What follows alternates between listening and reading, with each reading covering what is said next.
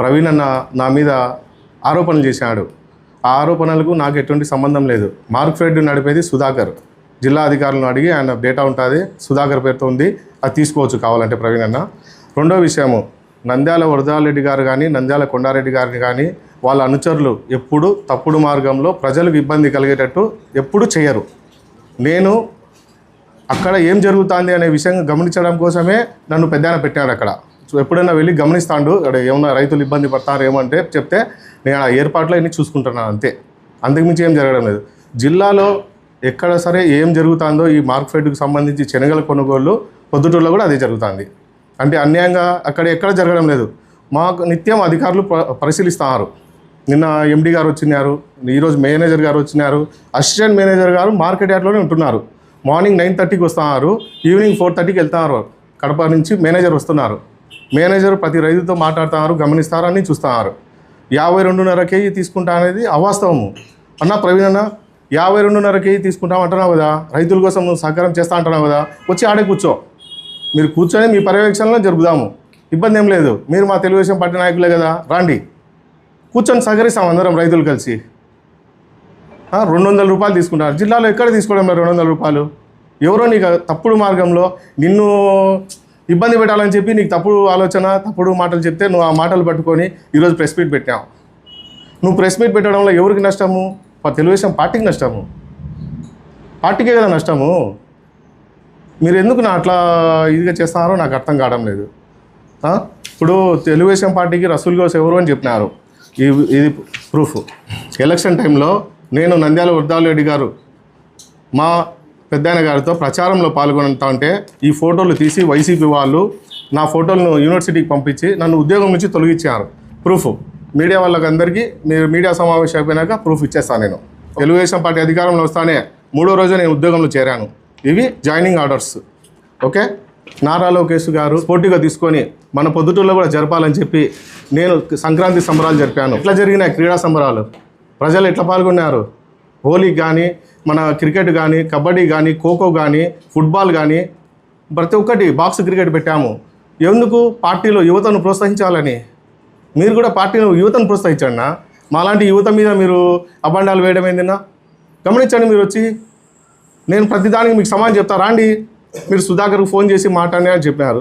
వాస్తవమే ఉండొచ్చు, సుధాకర్ నాకు చెప్పినాడు ప్రవీణ్ అన్న అట్లా ఫోన్ చేసినాడని. సుధాకర్ ఉండేది చెప్పినాడు, జిల్లాలో ఎట్లా జరుగుతుందో అట్టే జరుగుతుంది అని చెప్పినారు.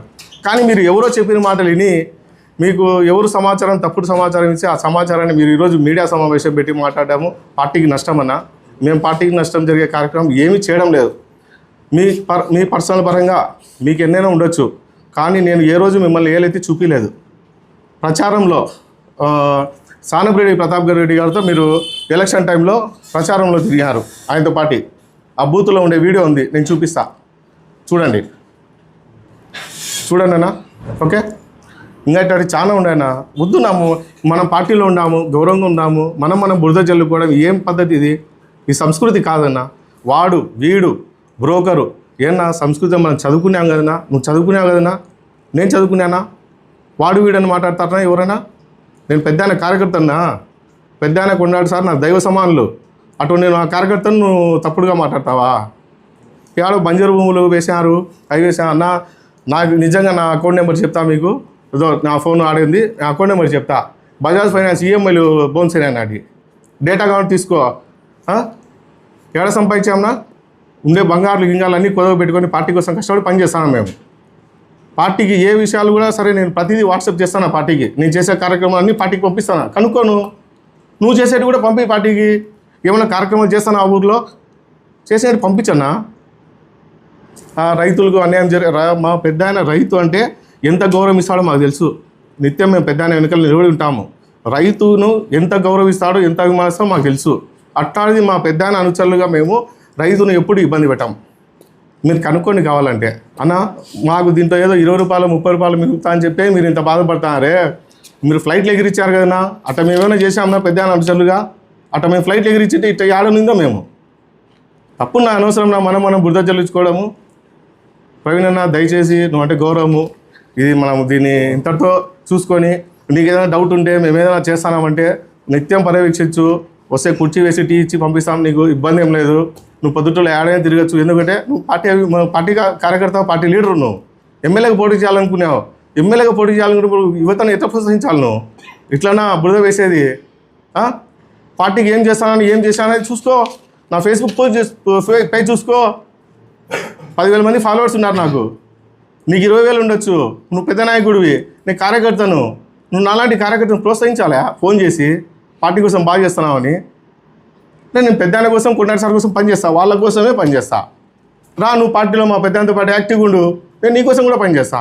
అంతేగాని నువ్వు ఏదేదో అనవసరంగా మా మీద బురద చల్లి, ఎవరో మా కాడ సరిపోయిన వాళ్ళు కూడా నీకు ఏదో ఇన్ఫర్మేషన్ ఇచ్చి నేను తప్పుదారి పట్టించారు. అది గుర్తుపెట్టుకోండి. ప్రవీణ్ అన్న దయచేసి మీరంటే చాలా గౌరవము. మనం ఇట్టే ఇంకా కష్టపడి ఏదైనా పార్టీకి మేలే ఇచ్చి చేద్దాం మన ఇద్దరం కలిసి. ఇంకా రైతుల విషయంలో మార్కెట్కి సంబంధించి సుధాకరనే చూసుకుంటాడు. సుధాకరణ నాకు శనగల గురించి, ఆ రేట్ల గురించి నాకు తెలియదు. రైతుల కాడ ఏం జరుగుతుందని నేను పర్యవేక్షిస్తాను, అది నేను చూస్తా.